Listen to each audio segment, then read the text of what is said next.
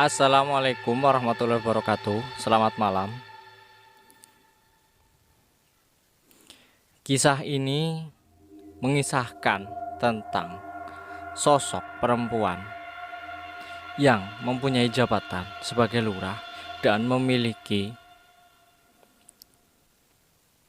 penjaga dari makhluk gaib dan digunakan untuk menjaga dirinya dan menjaga kekuasaannya.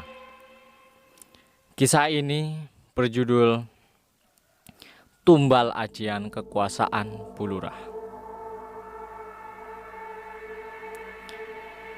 Kisah ini datang dari seseorang yang sebut saja namanya Dila. Dia menceritakan kalau tim KKN-nya di Jawa Timur menjadi korban dari ajian kekuasaan Bulurah. Para mahasiswa ini mesti menanggung beban yang tak mereka buat. Anak muda ini mesti berhadapan dengan makhluk halus yang merasa telah diganggu dengan keberadaan mereka. Lalu seperti apa kisah Dila dan teman-teman KKN-nya di desa dengan Bulurah yang melakukan ajian khusus? Inilah ceritanya. Sekitar bulan puasa pada tahun 2012, aku dan teman-teman menyelesaikan program KKN sebagai syarat untuk menulis skripsi. Kelompokku bernomor urut 46. Anggotanya kurang lebih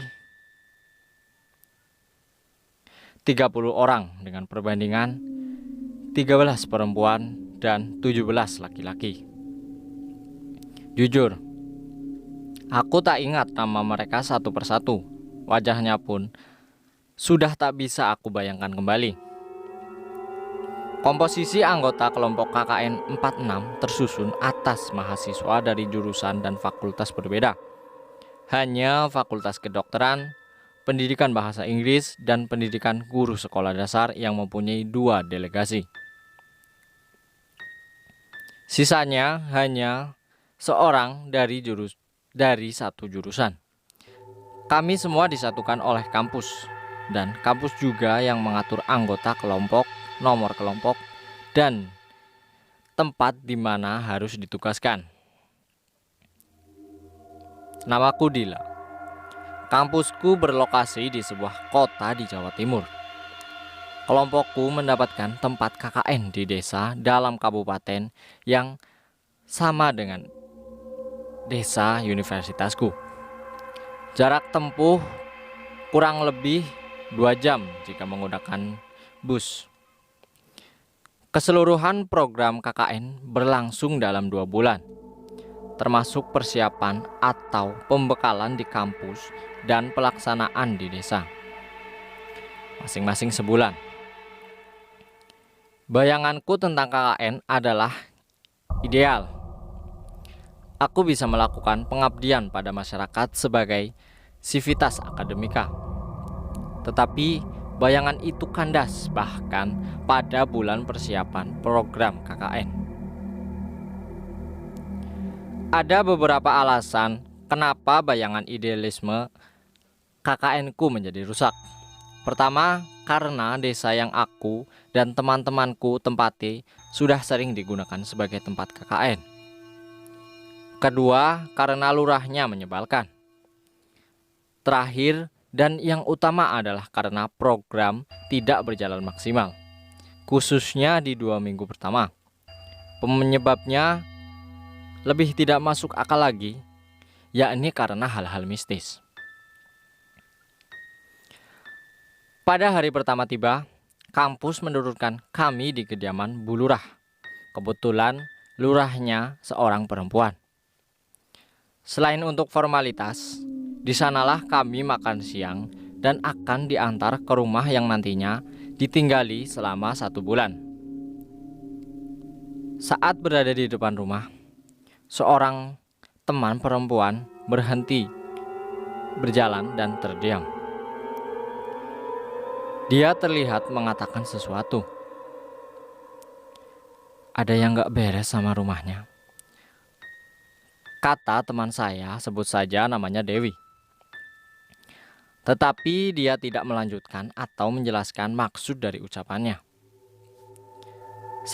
Selesai makan siang, kami diantar ke rumah tinggal. Ada 2 rumah yang lokasinya hanya berjarak 3 rumah, masing-masing untuk anak-anak perempuan dan laki-laki. Untuk sampai ke rumah tinggal, kami sedikitnya berjalan kurang lebih 15 menit melewati jalan kampung. Tidak ada sesuatu yang menyeramkan dari rumah yang akan kami tempati. Rumah anak-anak perempuan masih baru, tapi kosong. Usut punya usut, rumah ini dimiliki oleh kerabat Bu Lurah. Sedangkan rumah yang ditinggali anak laki-laki sejak masa survei memang menyeramkan.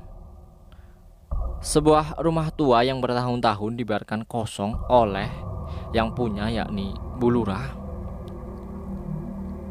Malam hari pertama, koordinator desa, ketua kelompok KKN kami, sebut saja namanya Ares, terlihat tidak biasa.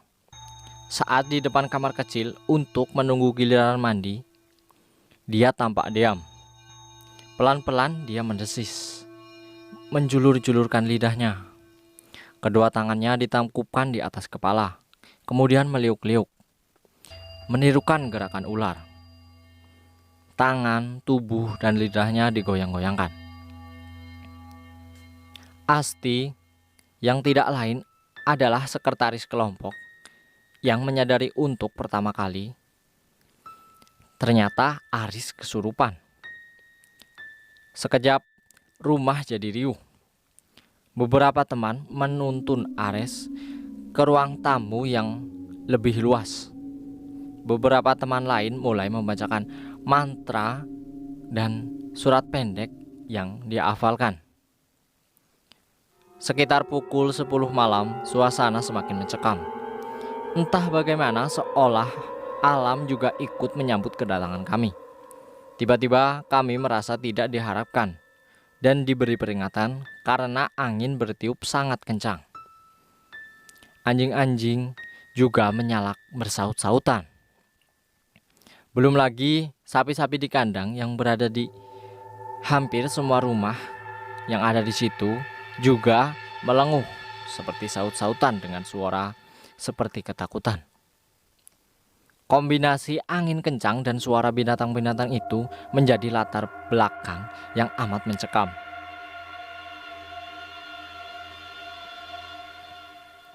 Ares pun semakin terlihat garang. Tidak hanya mendesis, kadang dia berubah menggeram sambil merangkak menirukan layaknya seekor harimau. Teman perempuan yang sempat tertegun di depan rumah lurah bilang, "How are you?" Sementara kurang dari 10 orang di ruang tamu, sisanya ada yang memilih diam di kamar. Sebabnya 2, takut dengan suasana yang cukup mencekam, atau ngantuk dan capek. Karena merasa masalah itu tidak ditangani dengan benar, beberapa orang mengusulkan untuk memanggil ustadz atau lapor pada pengawas program dari kampus. Tetapi teman-teman Ares menolak.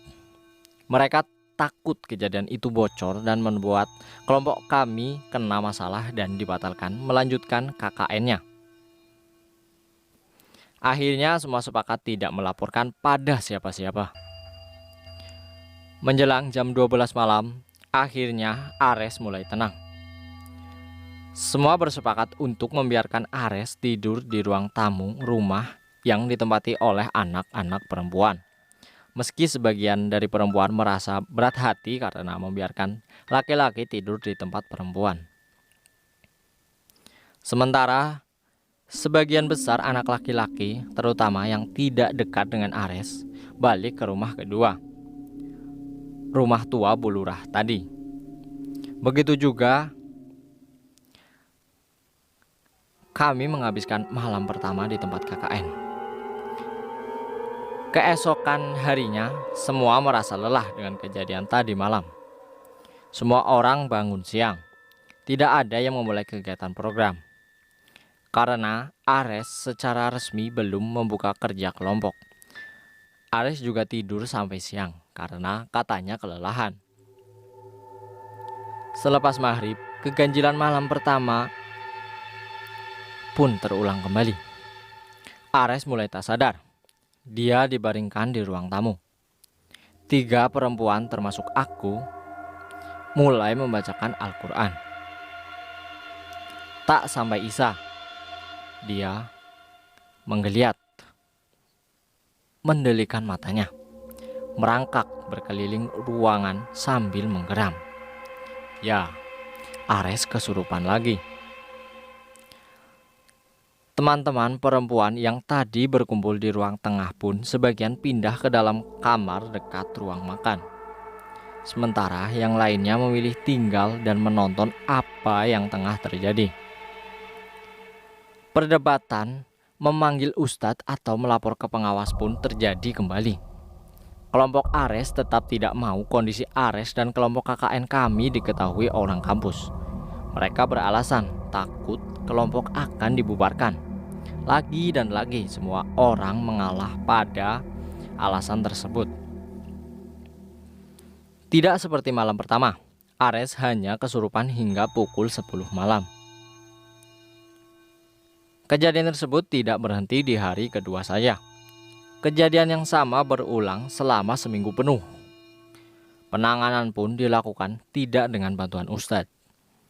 Saat kesurupan terjadi, penanganan dilakukan secara mandiri dengan membacakan ayat-ayat Al-Quran.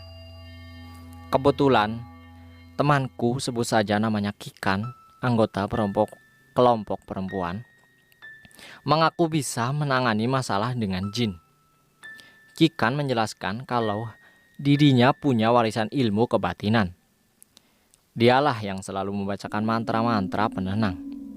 Dia juga menjadi cenayang dalam kelompok kami.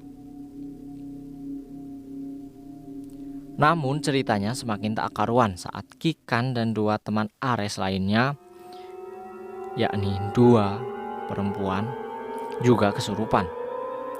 Momen yang paling seram ialah saat Kikan dan Ares kesurupan bersamaan di malam kelima.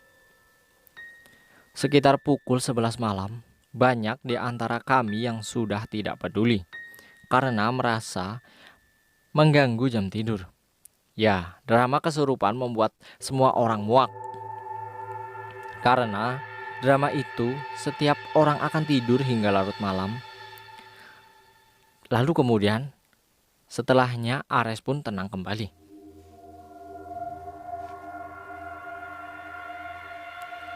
Karena kejadian itu sudah dirasa sangat mengganggu kami dan program kelompok, beragam spekulasi muncul. Ada 2 alasan. Ares hanya acting atau ini adalah kiriman dari Buru Lurah. 2 pendapat itu punya logika berbeda. Jika tentang Ares hanya acting, kami menyimpulkan karena dia sebenarnya ogah menjalankan kewajiban sebagai koordinator dan ingin mendapat perhatian dari teman-teman perempuan, khususnya tari. Ya, Ares memiliki ketertarikan lebih pada tari sejak KKN ini belum dilakukan. Namun melihat kelakuan Ares yang seperti itu, bukannya mendapat perhatian dari tari, justru tari malah ilfil. Meski demikian, dia bisa pacaran dengan sekretaris koordinator kelompoknya juga. Pendapat kedua yakni kiriman Bulurah. Spekulasi ini bukan tanpa alasan, karena memang dia sudah terkenal sebagai lurah yang melanggengkan jabatannya karena bantuan kekuatan supranatural. Bulurah menggunakan ajian kekuasaan untuk tetap jabatannya sebagai orang terpandang di desa itu.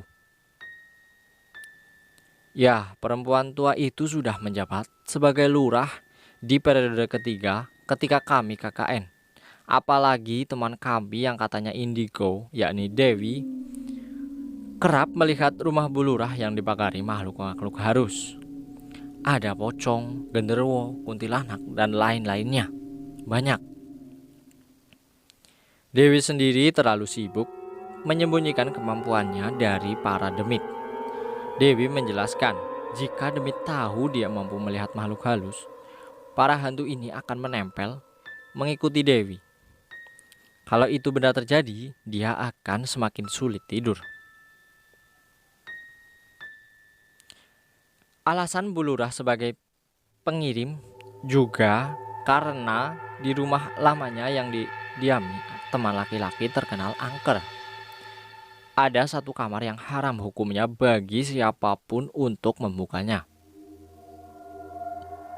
Jika malam tiba, ada suara-suara aneh terdengar dari dalam. Kadang suara gaduh. Beberapa warga pun punya kecurigaan yang sama. Di kamar itulah si ibu lurah melakukan ritual pemujaan. Temanku sebut saja namanya Rido, yakni teman Erwin. Teman kami yang amat kesal dan menuduh Ares hanya akting. Waktu itu pun kesurupan di rumah lama Bu Lurah. Kejadian itu bahkan terjadi pada siang hari, siang bolong. Penyebab Rido kesurupan ialah karena pada hari Jumat dia tidak pergi untuk sholat Jumat dan hanya main ponsel di rumah. Konon dari kejadian tersebut si penunggu rumah marah. Malam harinya Erwin lah yang kemudian mengalami hal ganjil. Erwin menceritakan itu kepada kami, teman-teman dekatnya saja. Pada keesokan harinya, semalam waktu aku tidur, aku ditarik-tarik untuk keluar kamar, ujar dari Erwin. Awalnya Erwin tidak menanggapi, namun karena sudah begitu mengganggu dia dan teman-teman lain di kamar, dia pun menurut untuk keluar menuju ke ruang tamu. Kejadiannya terjadi sekitar jam 2 malam. Saat dia sudah duduk di sofa yang berada di ruang depan, muncullah beragam jenis makhluk halus dari berbagai penjuru. Salah satunya dari dinding belakang tempat Erwin duduk. Di balik dinding itulah kamar yang tidak boleh dibuka berlokasi.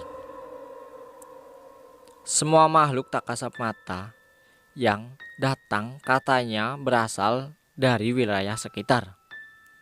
Dipercaya masyarakat memang ada beberapa tempat angker di desa itu selain rumah tua Bu Lurah, yakni sumber mata air dekat pohon beringin besar yang jaraknya hanya sekitar 300 meter dari rumah tua Bu Lurah, dan juga kebun dekat kuburan dan masih dalam jarak 500 meter. Bentuk dan wajah sosok hantu ini aneh-aneh. Kebanyakan menunjukkan wajah marah dan tidak senang kepada Erwin. Namun satu makhluk halus yang Erwin lihat anggap sebagai ketua para hantu terlihat ditakuti, angkat bicara. Kalian jangan macam-macam di sini. Kamu jangan sok jagoan, kata dari makhluk tersebut kepada Erwin. Si ketua makhluk halus mengancam tak segan mengambil nyawa jika peserta KKN dianggap mengganggunya. Ada satu syarat yang harus dilakukan anggota KKN supaya tidak dikerjai oleh makhluk itu lagi, yakni datang dan memberi sesajen di mata air. Namun syarat tersebut tak digubris. Teman-teman lebih memilih untuk menjaga sikap selama berada di rumah dan tidak berkata kasar. Tapi kelompok yang sering kesurupan bertindak lain. Mereka melakukan ritual pengusiran roh halus dan menyucikan diri. Ritual ini dikomandoi oleh Kikan yang memegang paham dengan dunia klinik. Kikan juga mampu membacakan mantra khusus pengusir setan. Dalam salah satu ritual yang dilakukan, Kikan menyediakan tusuk kondeh sebagai media pengusiran setan. Setelah melakukan ritual itu, naas, malah Kikan yang kesurupan. Dan dia mau mencakar-cakar kita, bahkan teman-teman ikutan lari. Usaha Kikan malah berujung petaka. Kikan malah semakin sering kesurupan, bahkan hendak melukai teman-teman lainnya.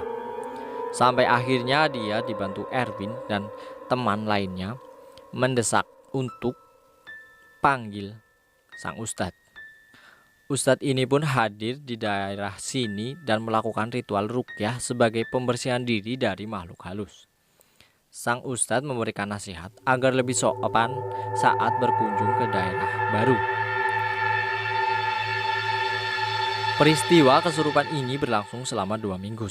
Selain kesurupan, teman-teman juga mendengar suara gamelan, suara delman, bahkan ada yang nangis sendiri. Sampai akhirnya di minggu ketiga peristiwa ini tak begitu intens kembali. Pada minggu keempat kondisi sudah semakin aman.